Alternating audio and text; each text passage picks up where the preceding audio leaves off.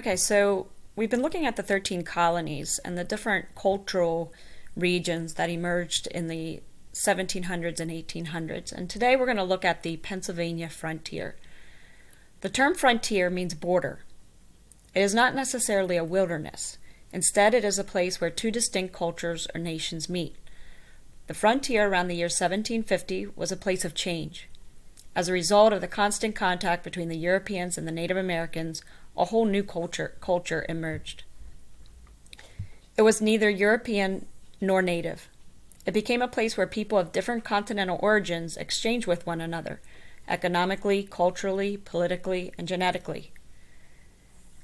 There were essentially three types of Europeans on the Pennsylvania frontier: trapper-traders, pioneer farmers, and settlers. The trapper-trader was a rugged individual who lived more like the Native American than a European. The trapper-trader was economically and culturally motivated to engage in this type of work. He was tied directly to the urban merchants, who were involved with trade, and the politicians who tried to govern frontier policy.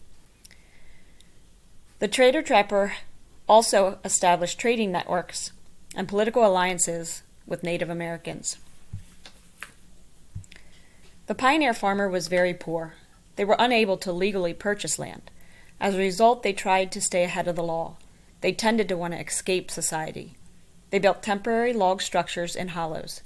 Using slash and burn techniques, they quickly farmed the land. They were also hunters and trappers.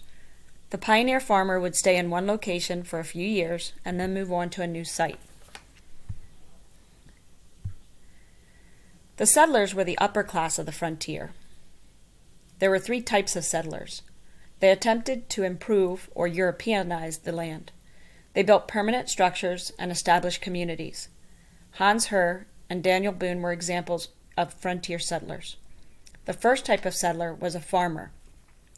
They would sometimes use the abandoned pioneer farmer homes as their barns.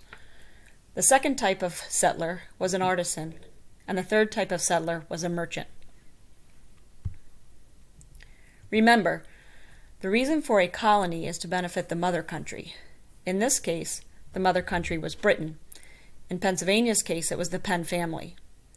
The colonists that settled the land were to benefit in exchange as well.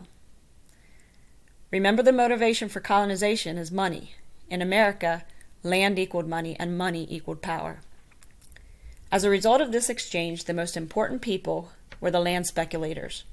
The Penns divided their provinces into counties, townships, and towns. These were then subdivided further into lots.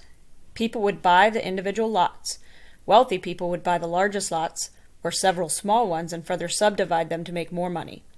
Sometimes they would rent the lots to make money. The Penns kept the best land and called them manors.